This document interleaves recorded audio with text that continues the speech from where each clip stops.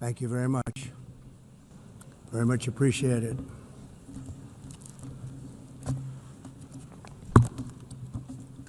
And I don't mind making this speech without a teleprompter, because the teleprompter is not working. I feel very happy to be up here with you nevertheless, and that way you speak more from the heart. I can only say that whoever's operating this teleprompter is in big trouble.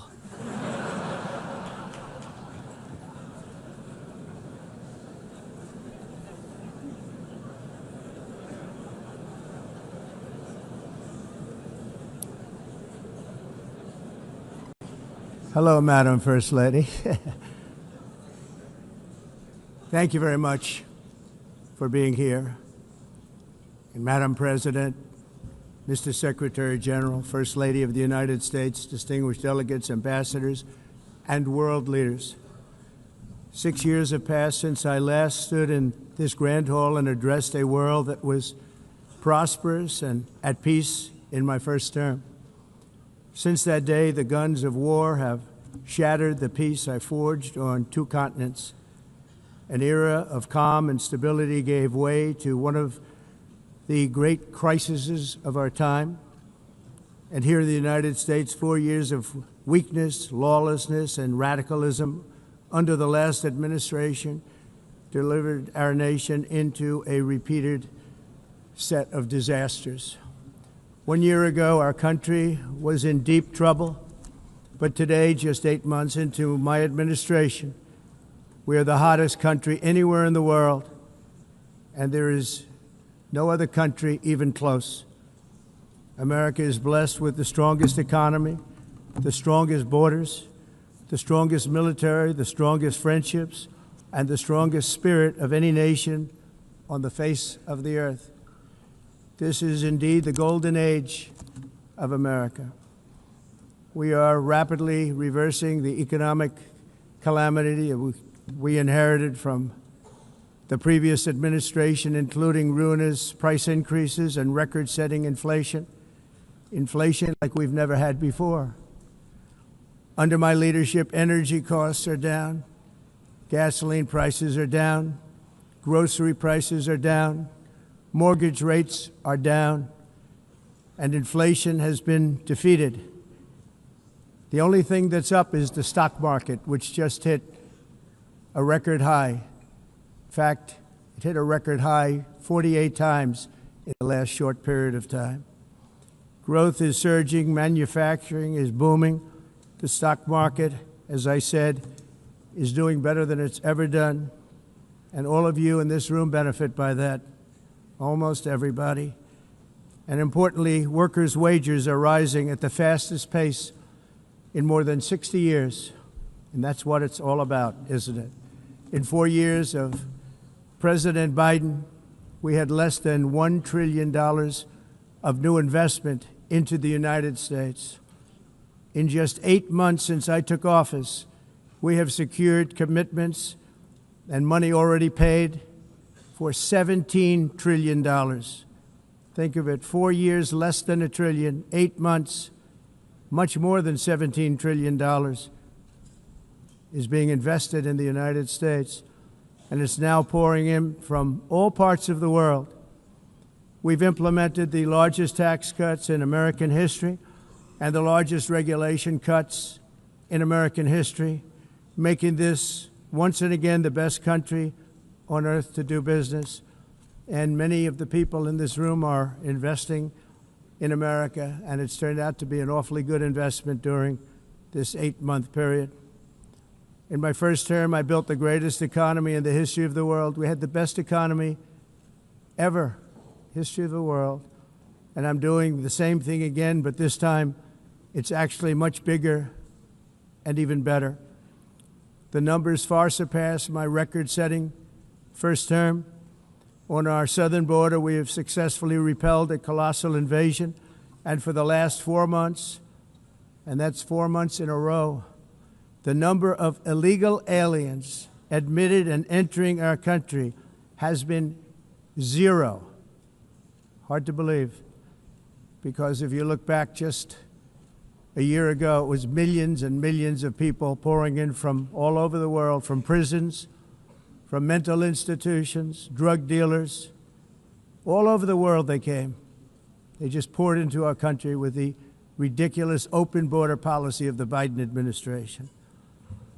Our message is very simple. If you come illegally into the United States, you're going to jail, or you're going back to where you came from, or perhaps even further than that. You know what that means. I want to thank the country of El Salvador for the successful and professional job they've done in receiving and jailing so many criminals that entered our country.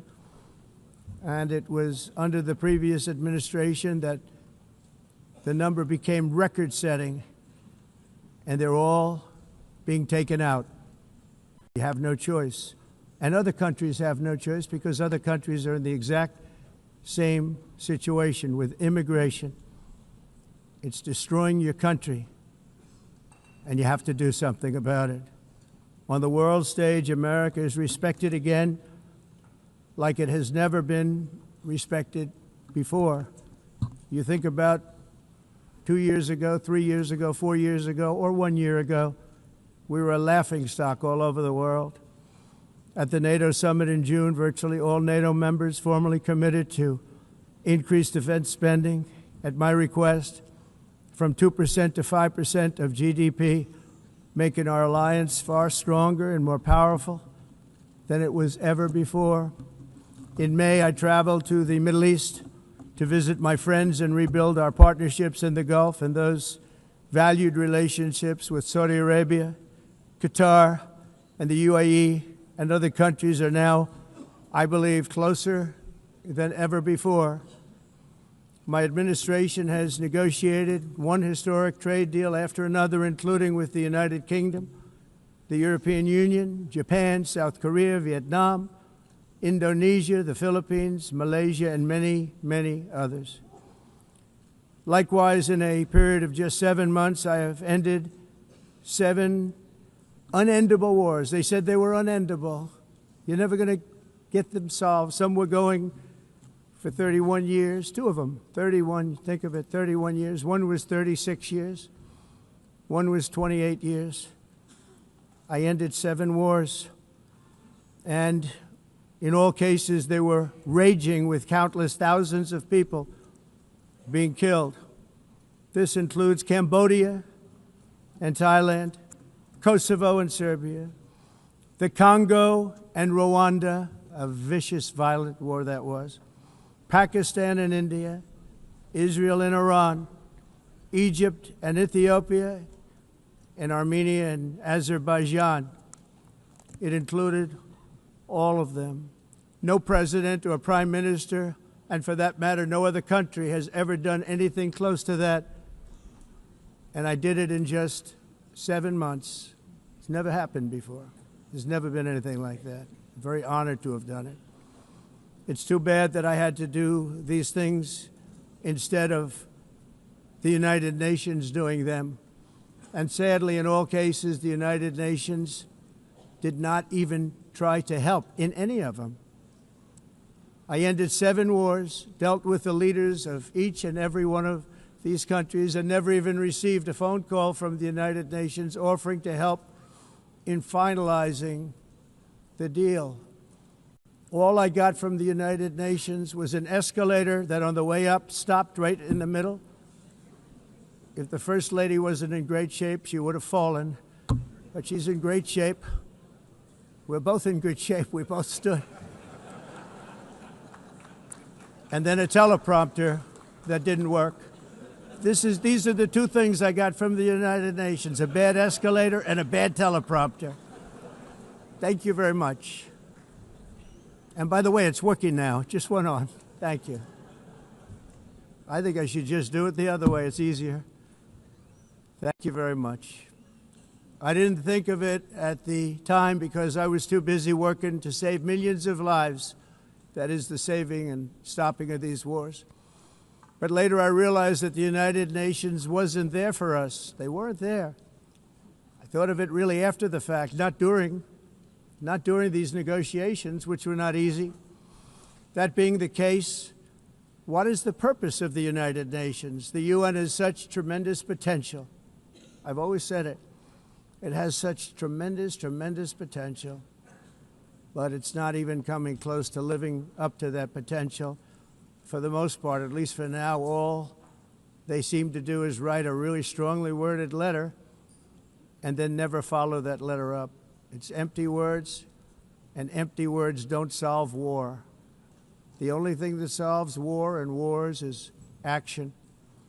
Now, after ending all of these wars and also earlier negotiating the Abraham Accords, which is a very big thing for which our country received no credit, never receives credit. Everyone says that I should get the Nobel Peace Prize for each one of these achievements. But for me, the real prize will be the sons and daughters who live to grow up with their mothers and fathers, because millions of people are no longer being killed in endless and unglorious wars. What I care about is not winning prizes, it's saving lives. We saved millions and millions of lives with the 7 wars.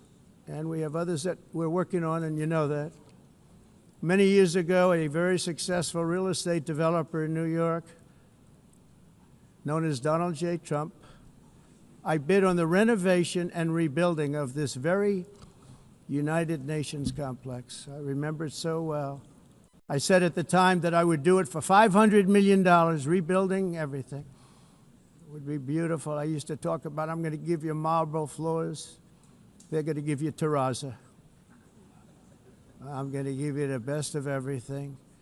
You're going to have mahogany walls. They're going to give you plastic. But they decided to go in another direction, which was much more expensive at the time, and which actually produced a far inferior product. And I realized that they did not know what they were doing when it came to construction, and that their building concepts were so wrong, and the product that they were proposing to build was so bad and so costly. It was going to cost them a fortune. And I said, and wait till you see the overruns. Well, I turned out to be right. They had massive cost overruns and spent between $2 and $4 billion on the building and did not even get the marble floors that I promised them. You walk on terrazzo. Do you notice that?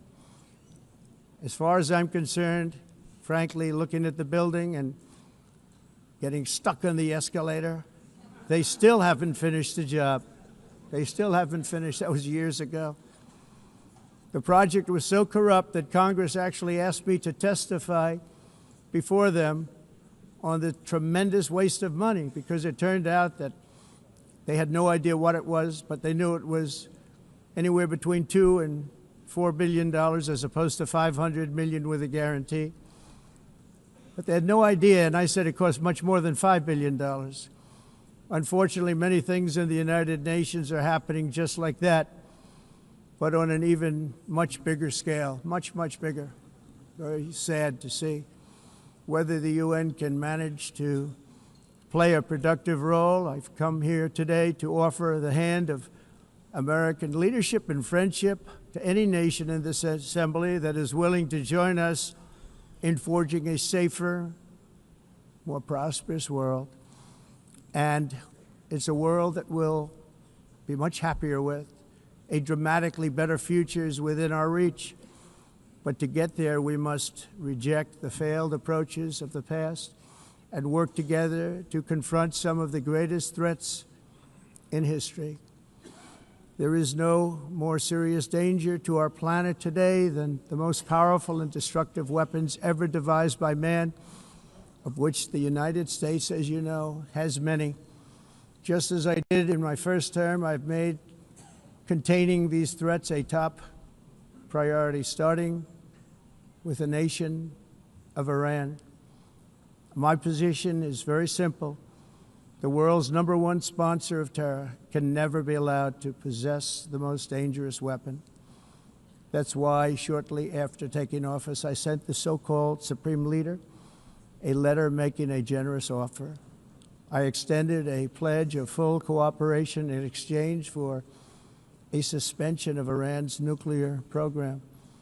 The regime's answer was to continue their constant threats to their neighbors and U.S. interests throughout the region, and some great countries that are right nearby.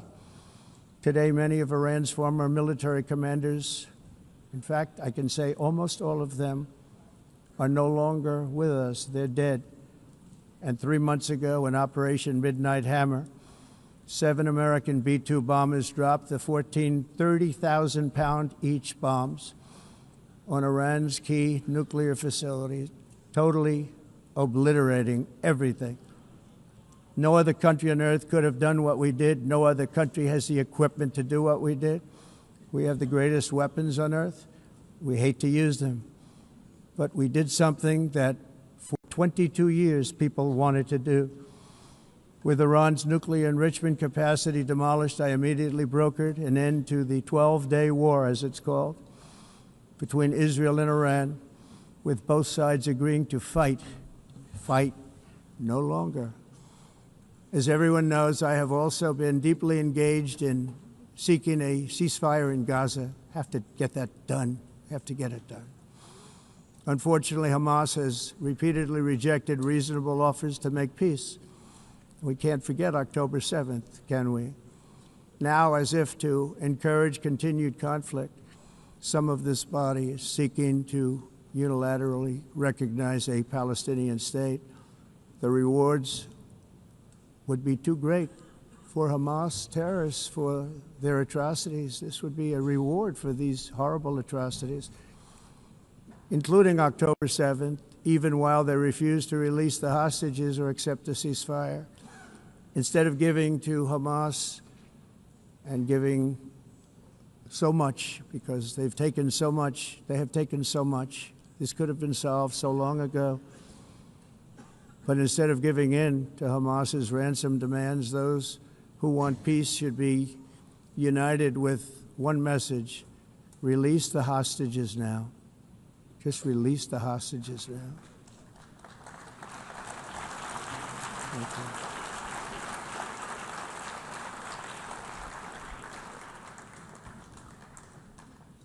Thank you. As we have got to come together, and we will come together, get to get it done, we have to stop the war in Gaza immediately. We have to stop it. We have to get it done. We have to negotiate, immediately have to negotiate peace. We got to get the hostages back. We want all 20 back. We don't want 2 and 4. As you know, I got, along with Steve Witkoff and others that helped us, Marco Rubio, we got most of them back. We were involved in all of them. But I always said the last 20 are going to be the hardest, and that's exactly what happened. We have to get them back now. We don't want to get back 2, and then another 2, and then 1, and then 3, have this process. No, we want them all back, and we want the actually 38 dead bodies back, too. Those parents came to me, and they want them back, and they want them back very quickly and very badly. As though they were alive, they want them. They want them every bit as much as if their son or daughter were alive. I've also been working relentlessly, stopping the killing in Ukraine. I thought that would be, of the 7 wars that I stopped, I thought that would be the easiest because of my relationship with President Putin, which had always been a good one. I thought that was going to be the easiest one. But, you know, in war, you never know what's going to happen. There are always lots of surprises, both good and bad. Everyone thought Russia would win this war in 3 days, but it didn't work out that way. It was supposed to be just a quick little skirmish. It's not making Russia look good. It's making them look bad. No matter what happens from here on out, this was something that should have taken a matter of days, certainly less than a week, and they've been fighting for 3.5 years and killing anywhere from 5,000 to 7,000 young soldiers, mostly soldiers, on both sides, every single week, from 5,000 to 7,000 dead young people, and some in cities, much smaller numbers, where rockets are shot, where drones are dropped. This war would never have started if I were president. This was a war that should have never happened. It shows you what leadership is, what bad leadership can do to a country.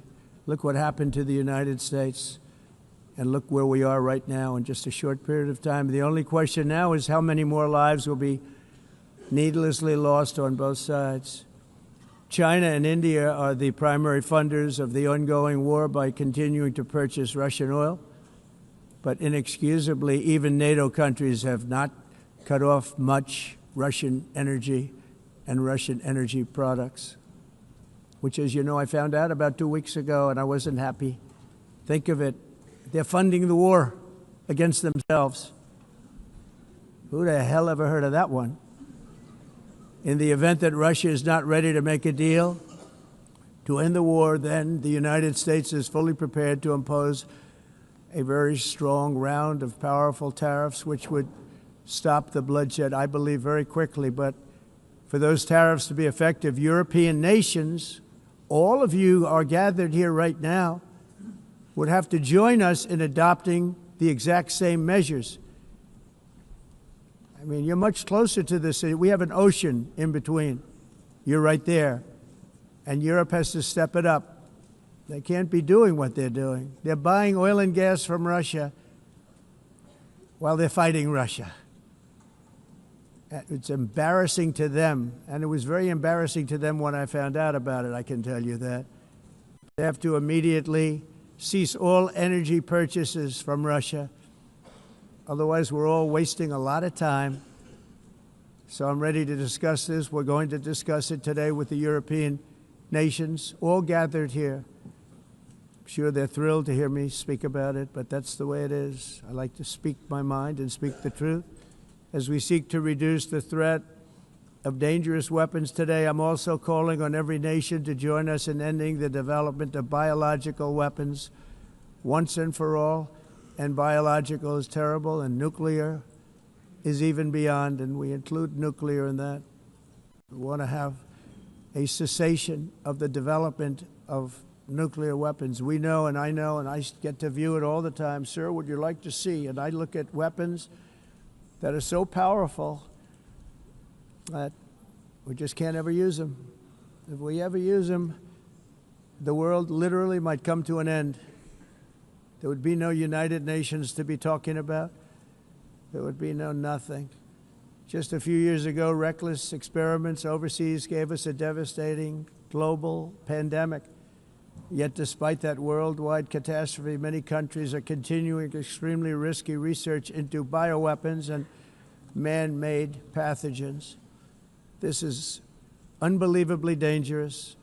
To prevent potential disasters, I'm announcing today that my administration will lead an international effort to enforce biological weapons convention, which is going to be meeting with the top leaders of the world by pioneering an AI verification system that everyone can trust. Hopefully the UN can play a constructive role, and it will also be one of the early projects under AI. Let's see how good it is, because a lot of people are saying it could be one of the great things ever, but it also can be dangerous, but it can be put to tremendous use and tremendous good, and this would be an example of that.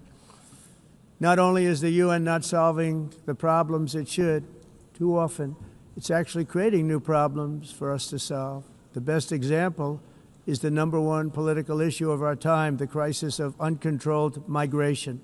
It's uncontrolled. Your countries are being ruined. The United Nations is funding an assault on Western countries and their borders. In 2024, the UN budgeted $372 million in cash assistance to support an estimated 624,000 migrants journeying into the United States. Think of that. The UN is supporting people that are illegally coming into the United States, and then we have to get them out. The UN also provided food, shelter, transportation, and debit cards to illegal aliens. Can you believe that? On the way to infiltrate our southern border. Millions of people came through that southern border. Just a year ago, millions and millions of people were pouring in, 25 million altogether over the 4 years of the incompetent Biden administration. And now we have it stopped, totally stopped. In fact, they're not even coming anymore because they know they can't get through. But what took place is totally unacceptable. The UN is supposed to stop invasions, not create them and not finance them. In the United States, we reject the idea that mass numbers of people from foreign lands can be permitted to travel halfway around the world, trample our borders, violate our sovereignty, cause unmitigated crime, and deplete our social safety net. We have reasserted that America belongs to the American people, and I encourage all countries to take their own stand in defense of their citizens as well. You have to do that because I see it. I'm not mentioning names. I see it, and I can call every single one of them out. You're destroying your countries. They're being destroyed. Europe is in serious trouble. They've been invaded by a force of illegal aliens like nobody's ever seen before. Illegal aliens are pouring into Europe. Nobody is ever, and nobody's doing anything to change it, to get them out. It's not sustainable. And because they choose to be politically correct, they're doing just absolutely nothing about it. And I have to say, I look at London, where you have a terrible mayor, terrible, terrible mayor, and it's been so changed, so changed. Now they want to go to Sharia law, but you're in a different country. You can't do that.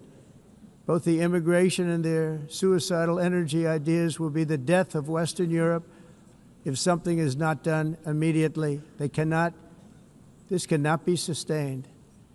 What makes the world so beautiful is that each country is unique. But to stay this way, every sovereign nation must have the right to control their own borders. You have the right to control your borders, as we do now, and to limit the sheer numbers of migrants entering their countries and paid for by the people of that nation that were there and that built that particular nation at the time. They put their blood, sweat, tears, money into that country, and now they're being ruined. Proud nations must be allowed to protect their communities and prevent their societies from being overwhelmed by people they have never seen before, with different customs, religions, with different everything. Where migrants have violated laws, lodged false asylum claims, or claimed refugee status for illegitimate reasons, they should, in many cases, be immediately sent home. And while we will always have a big heart for places and people that are struggling and truly compassionate, answers will be given. We have to solve the problem, and we have to solve it in their countries, not create new problems in our countries. And we are very helpful to a lot of countries that are just not able to send their people anymore.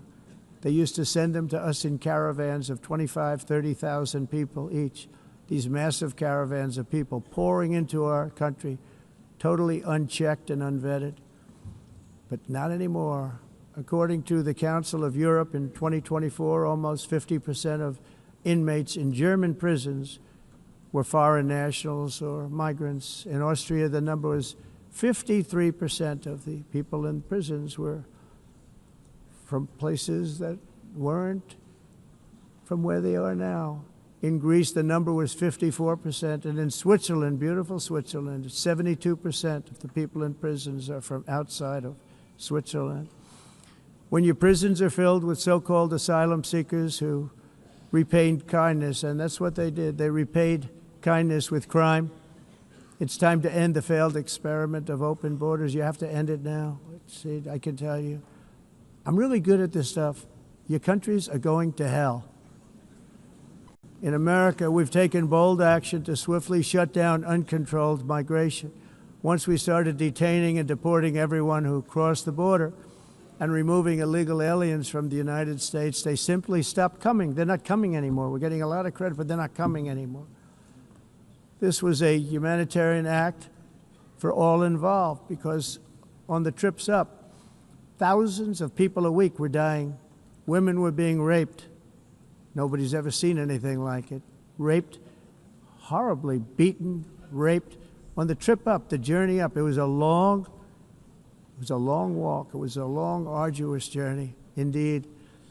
And it was also a historic victory against human trafficking throughout the region. What we did was a victory, and we saved so many lives of people that wouldn't make the journey. That journey was loaded up with death.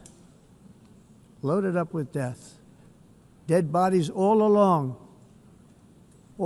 the roads of jungles. To get up, they go through jungles, they go through areas so hot you couldn't breathe. They were dying of suffocation, areas so hot that you couldn't breathe. Dead bodies all over. By them not coming, we're saving tremendous numbers of lives. My people have done a fantastic job in doing what they did, and the American public agrees with it. I mean, I was very proud to see this morning I have the highest poll numbers I've ever had. Part of it is because of what we've done on the border. I guess the other part is what we've done on the economy. Joe Biden's policies empowered murderous gangs, human smugglers, child traffickers, drug cartels, and prisoners from all over the world. The previous administration also lost nearly 300,000 children. Think of that. They lost more than 300,000 children, little children, who were trafficked into the United States on the Biden watch, many of whom have been raped, exploited, and abused, and sold. Sold. Nobody talks about that. The fake news doesn't write about it. With many others, young children who are missing or dead. And we found a lot of these children, and we're sending them back, and we've been sending them back to their parents. They said, nobody knows who they are. They said, where do you come from? And they'll give us a country, and we'll find out, and we'll figure it out, and we'll bring them back to their homes. And the mother and father rush to the door, and their tears in their eyes. They can't believe that they're seeing their son or daughter, their little son or daughter again. We've done almost 30,000 of them so far. Any system that results in the mass trafficking of children is inherently evil. Yet that is exactly what the globalist migration agenda has done, and it's what it's all about. In America, those days, as you know, are over. The Trump administration is working, and we are continuing to work to track down the villains that are causing this problem, and also, as I said, to get back the 30,000 we've already returned. Now I think we're going to have another. We're going to find a lot. You're not going to find all of them. 300, more than 300,000. They're lost or they're dead. They're lost or they're dead because of the animals that did this.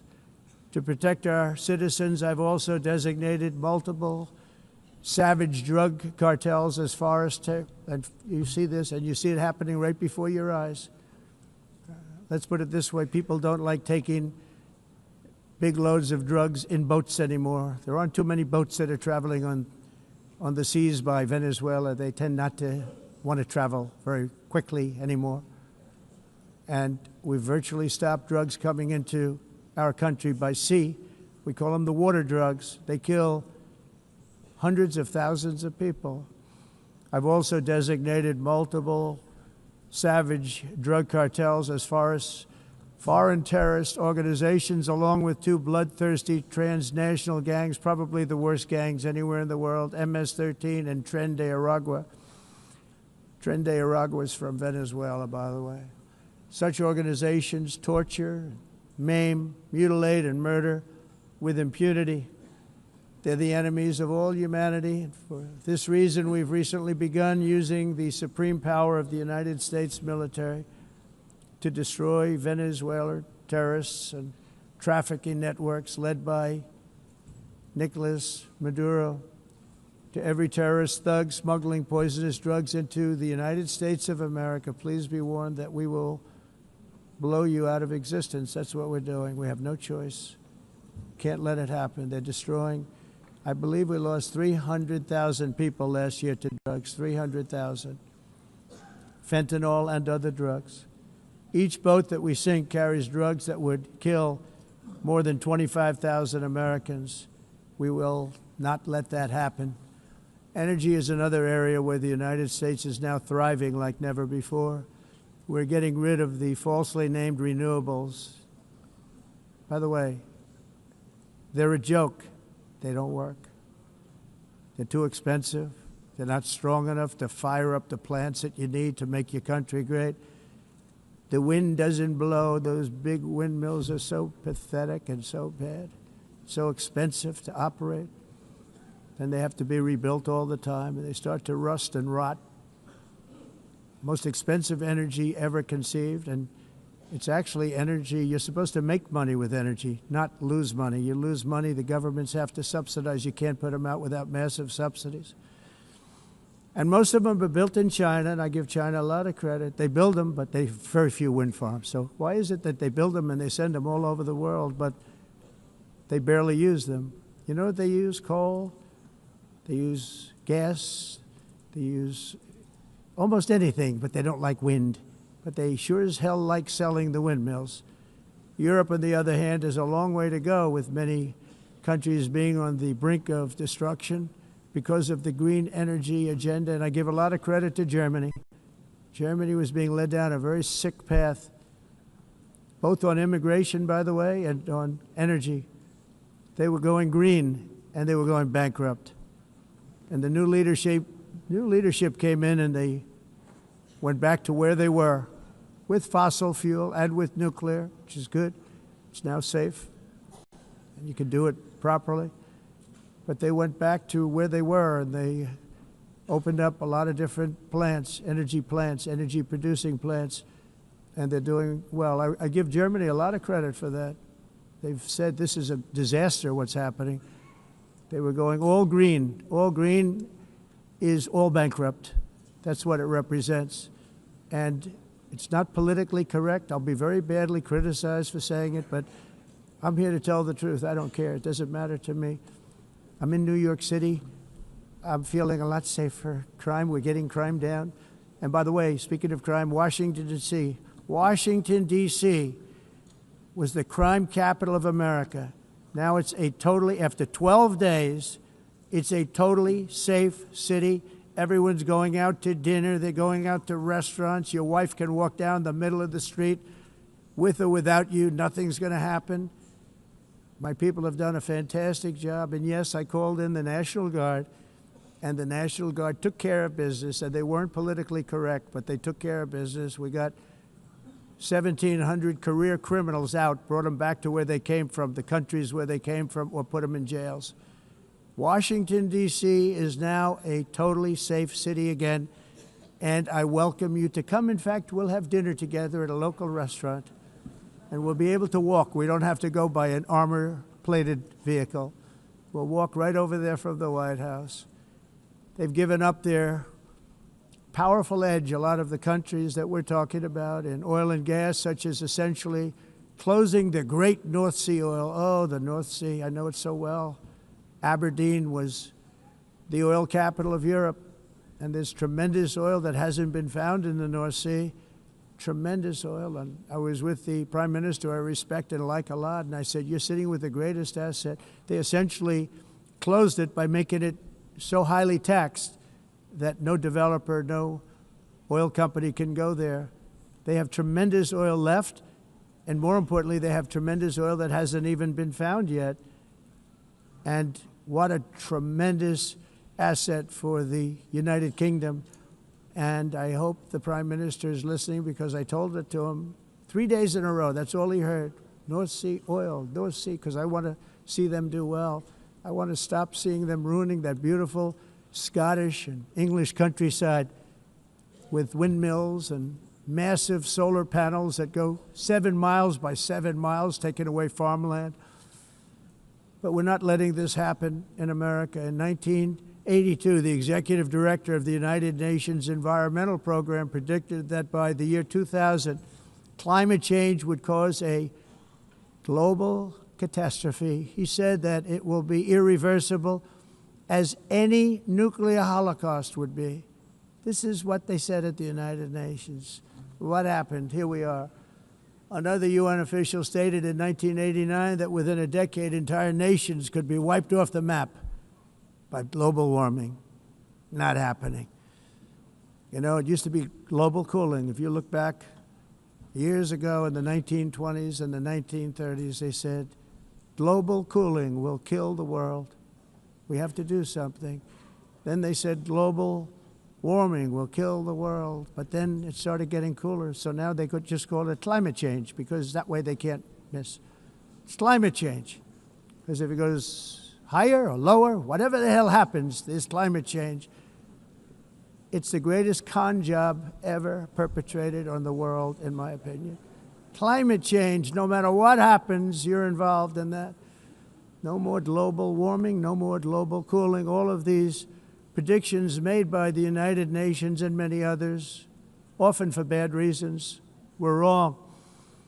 They were made by stupid people that have cost their countries fortunes and given those same countries no chance for success. If you don't get away from this green scam, your country is going to fail. And I'm really good at predicting things, you know. They actually said during the campaign they had a hat, the best-selling hat. Trump was right about everything. And I don't say that in a braggadocious way, but it's true. I've been right about everything. And I'm telling you that if you don't get away from the green energy scam, your country is going to fail. And if you don't stop people that you've never seen before, that you have nothing in common with, your country is going to fail. I'm the President of the United States, but I worry about Europe. I love Europe. I love the people of Europe. And I hate to see it being devastated by energy and immigration. This double-tailed monster destroys everything in its wake, and they cannot let that happen any longer. You're doing it because you want to be nice. You want to be politically correct, and you're destroying your heritage.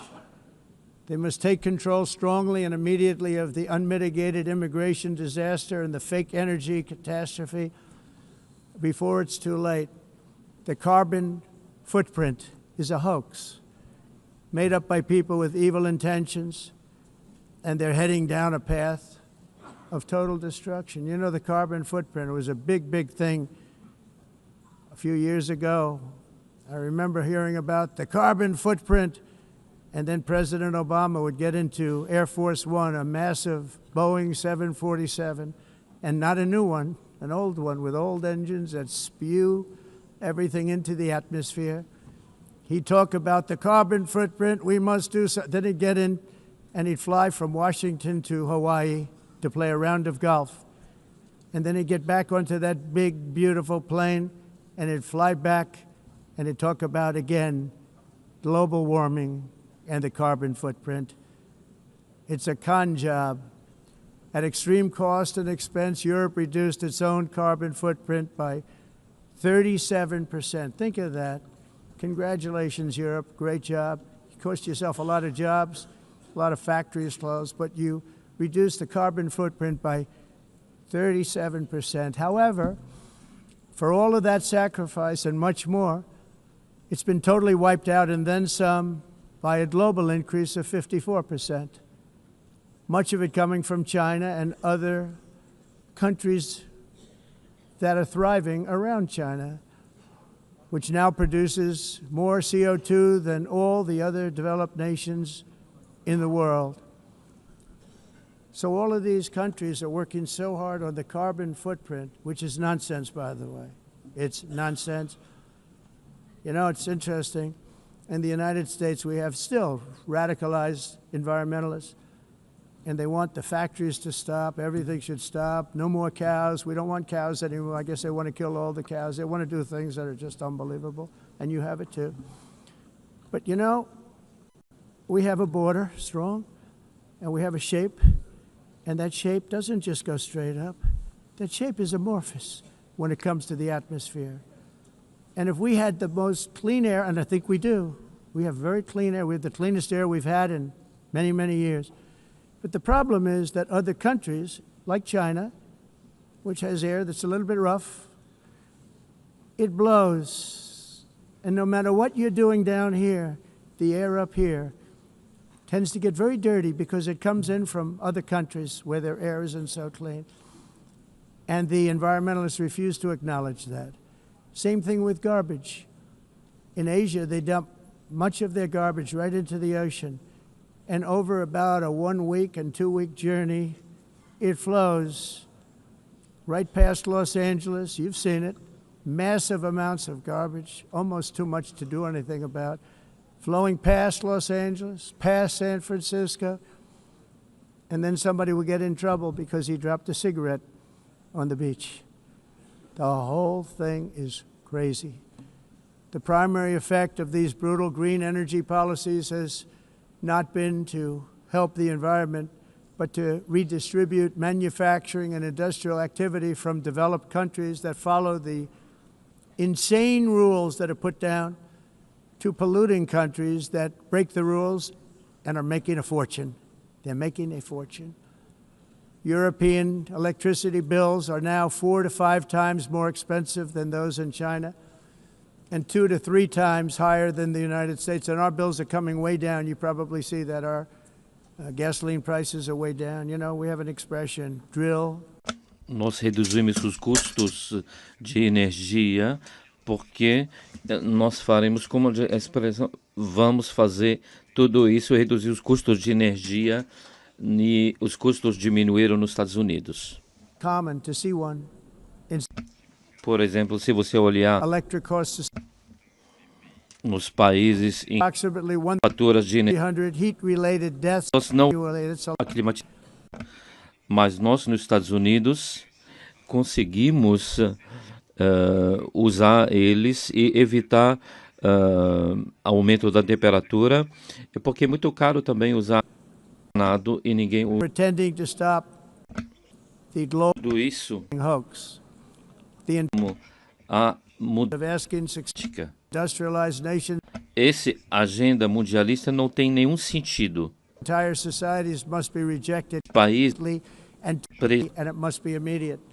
That's why in America I withdrew from the fake Paris Climate Accord, where, by the way, America was paying so much more than every country. Others weren't paying. China didn't have to pay until 2030. Russia was given an old standard that was easy to meet, a 1990 standard. But for the United States, we're supposed to pay like $1 trillion. And I said, this is another scam. The fact is, the United States has been taken advantage of by the world for many, many years, but not any longer, as you probably noticed. I unleashed massive energy production and signed historic executive orders to hunt for oil, but we don't have to do much hunting because we have the most oil of any nation anywhere, oil and gas in the world. And if you add coal, we have the most of any nation in the world. Clean, I call it clean, beautiful coal. You can do things today with coal that you couldn't have done 10 years ago, 15 years. So I have a little standing order in the White House. Never use the word coal, only use the words clean, beautiful coal. Sounds much better, doesn't it? But we stand ready to provide any country with abundant, affordable energy supplies if you need them, when most of you do. We're proudly exporting energy all over the world. We're now the largest exporter. In the United States, we want trade and robust commerce with all nations, everybody. We want to help nations. We're going to help nations. But it must also be fair and reciprocal. The challenge with trade is much the same with climate. The countries that followed the rules, all their factories have been plundered. It's really sad to watch. They've been broken. They've been broken by countries that broke the rules. That's why the United States is now applying tariffs to other countries, and much as these tariffs were for many years applied to us, uncontrollably applied to us. We've used tariffs as a defense mechanism under the Trump administration, including my first term, where hundreds of billions of dollars in tariffs were taken in. And by the way, we had the lowest inflation, and now we have very low inflation. The only thing different is that we have hundreds of billions of dollars flowing into our country. But this is how we will ensure that the system works for everyone and is sustainable into the future. We're also using tariffs to defend our sovereignty and security throughout the world, including against nations that have taken advantage of former U.S. administrations for decades, including the most corrupt, incompetent administration in history, the sleepy Joe Biden administration. Brazil now faces major tariffs in response to its unprecedented efforts to interfere in the rights and freedoms of our American citizens and others, with censorship, repression, weaponization, judicial corruption, and targeting of political critics in the United States. I have a little problem saying this because I must tell you, I was walking in and the leader of Brazil was walking out. We saw him and I saw him, he saw me, and we embraced. And then I'm saying, can you believe I'm going to be saying this in just 2 minutes? We actually agreed that we would meet next week. We didn't have much time to talk, like about 20 seconds. They were in retrospect, I'm glad I waited because this thing didn't work out too well. But we did talk. We had a good talk, and we agreed to meet next week, if that's of interest. But he seemed like a very nice man, actually. He liked me, I liked him. But if you, and I only do business with people I like. When I don't like them, I don't like them. But we had, at least for about 39 seconds, we had excellent chemistry. It's a good sign. But also in the past, Brazil, can you believe this, unfairly tariffed our nation, but now because of our tariffs, we are hitting them back, and we're hitting them back very hard. As president, I will always defend our national sovereignty and the rights of American citizens. So I'm very sorry to say this, that Brazil is doing poorly and will continue to do poorly. They can only do well when they're working with us. Without us, they will fail, just as others have failed. It's true. Next year, the United States will celebrate the 250th anniversary of our glorious independence, a testament to enduring power and American freedom and spirit. We will also be proudly hosting the 2026 FIFA World Cup, and shortly thereafter, the 2028 Olympics, which is going to be very exciting. I hope you all come. I hope that countless people from all over the globe will take part of these will be great celebrations of liberty and human achievement, and that together we all can rejoice in the miracles of history that began in July 4th, 1776, when we founded the light to all nations. And it's something really that an amazing thing came out of that date. It's called the United States of America. In honor of this momentous anniversary, I hope that all countries who find inspiration in our example will join us in renewing our commitment, values, and those values, really, that we hold so dear together. Let us defend free speech and free expression. Let us protect religious liberty, including for the most persecuted religion on the planet today. It's called Christianity. And let us safeguard our sovereignty and cherish qualities that have made each of our nations so special, incredible, and extraordinary. In closing, I just want to repeat that immigration and the high cost of so-called green renewable energy is destroying a large part of the free world and a large part of our planet. Countries that cherish freedom are fading fast because of their policies on these two subjects. You need strong borders and traditional energy sources if you are going to be great again. Whether you have come from north or south, east or west, near or far, every leader in this beautiful hall today represents a rich culture, a noble history, and a proud heritage that makes each nation majestic and unique, unlike anything else in human history or any other place on the face of the earth. From London to Lima, from Rome to Athens, from Paris to Seoul, from Cairo to Tokyo and Amsterdam to right here in New York City, we stand on the shoulders of the leaders and legends, generals and giants, heroes and titans who won and built our beloved nations, all of our nations, with their own courage, strength, spirit, and skill. Our ancestors climbed mountains, conquered oceans, crossed deserts, and trekked over wide open plains. They charged into thunderous battles, plunged into grave dangers, and they were soldiers and farmers and workers and warriors and explorers and patriots. They built towns into cities, tribes into kingdoms, ideas into industries, and small islands into mighty empires. You're a part of all of that.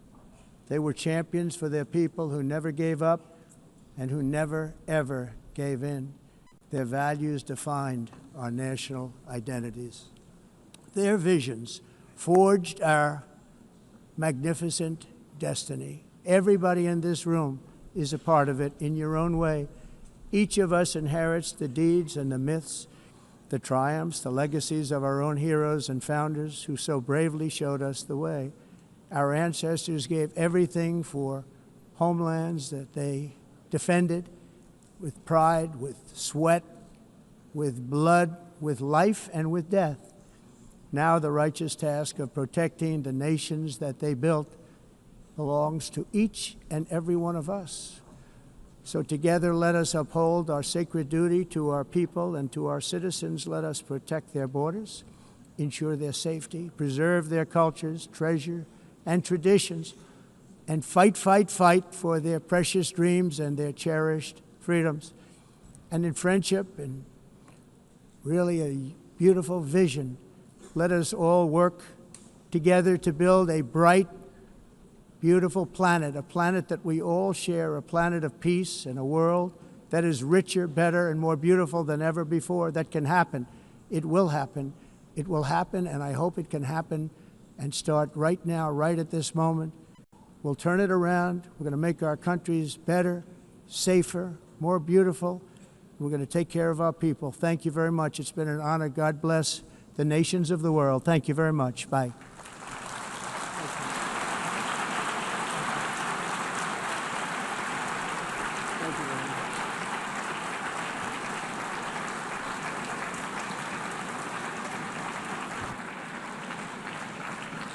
On behalf of the Assembly, I wish to thank the President of the United States,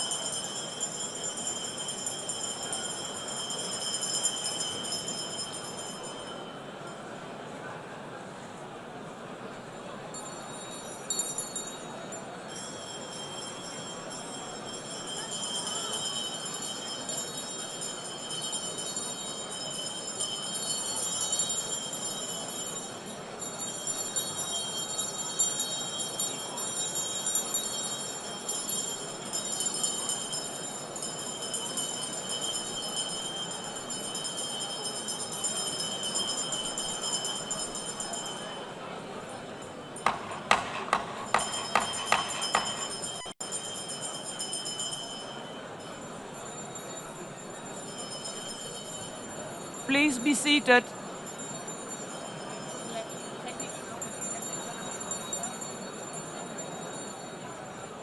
Please be seated.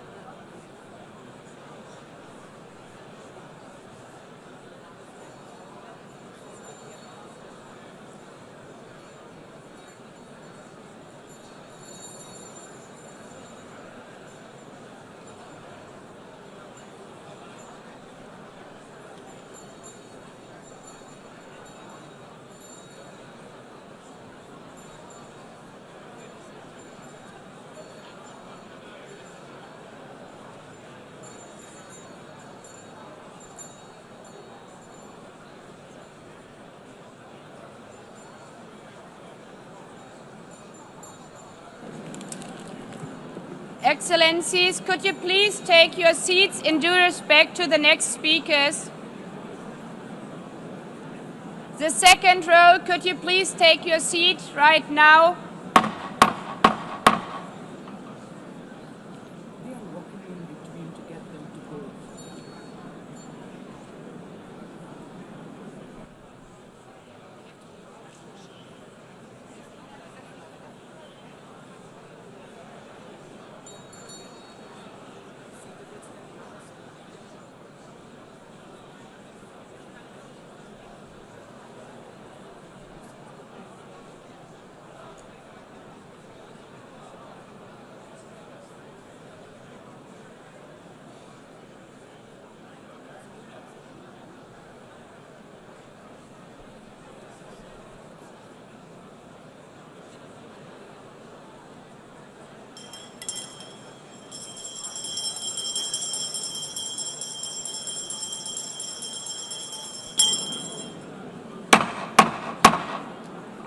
Please take a seat now. With due respect to the next speakers, I would kindly ask you, gentlemen in the left row, please take your seats. We will continue.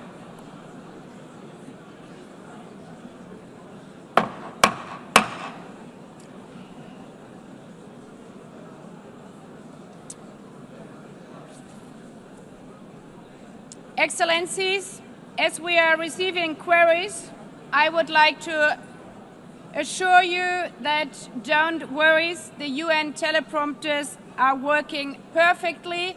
And by this technical note, I would like to call on the next speaker. The Assembly will hear an address by His Excellency Prabowo Subianto, President of the Republic of Indonesia. I request protocol to escort His Excellency and invite him to address the Assembly.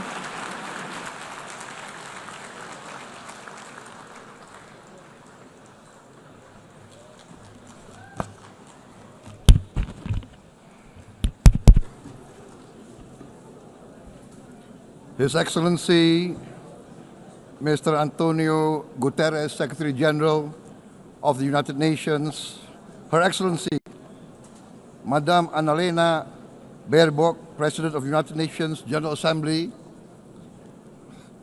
His Excellency Mr.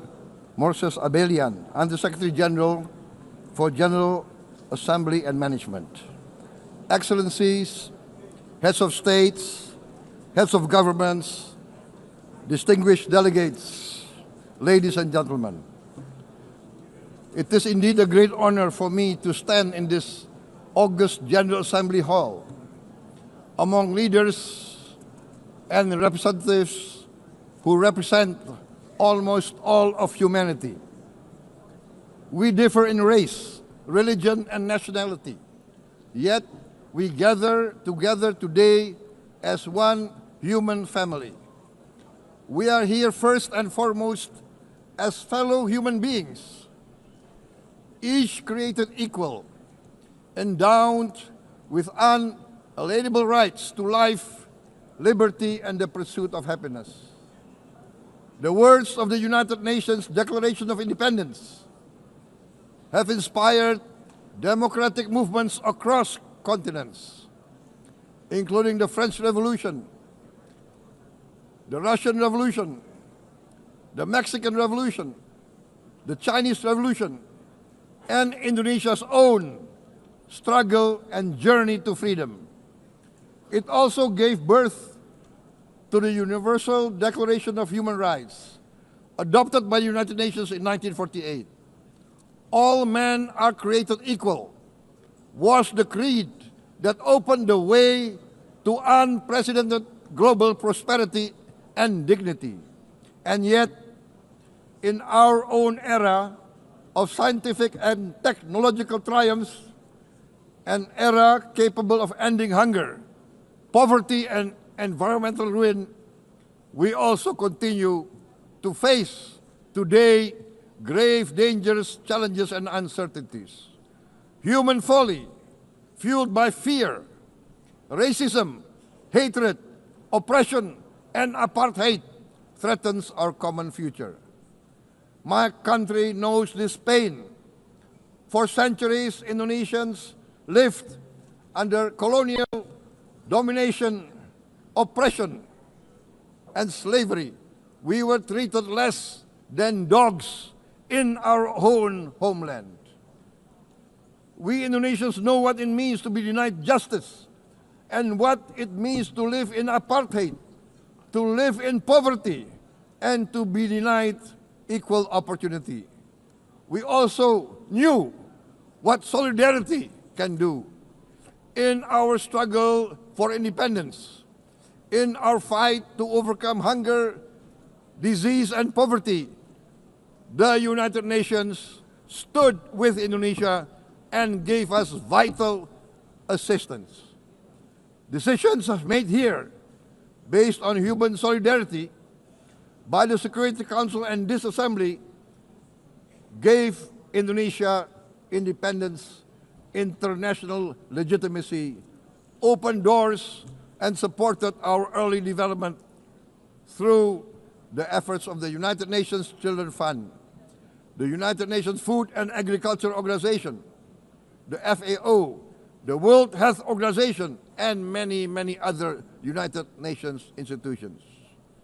And because of that, Indonesia today stands on the cusp of shared prosperity and greater equality and dignity. Madam President, Excellencies, our world today is driven by conflict, injustice, and deepening uncertainty. Every day we witness suffering, genocide, and blatant disregard for international law and human decency.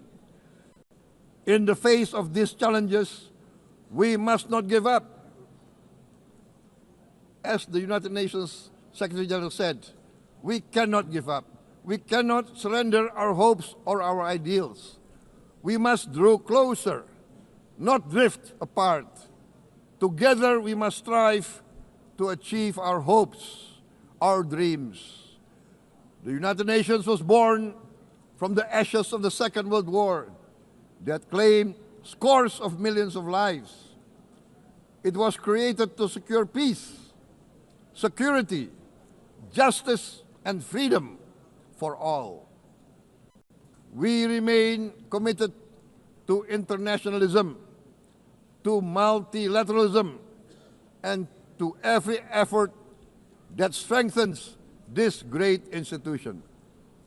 Today, Indonesia is nearer than ever before to meeting the sustainable development goals of ending extreme poverty and hunger.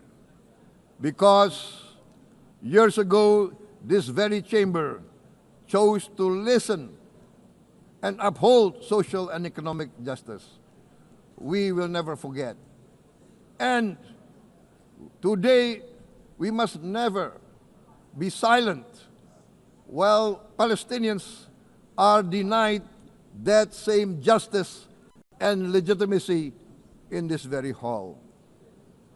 Excellencies, Thucydides warned, the strong do what they can, the weak suffer what they must. We must reject this doctrine. The United Nations exist to reject this doctrine. We must stand for all, the strong and the weak. Might cannot be right. Right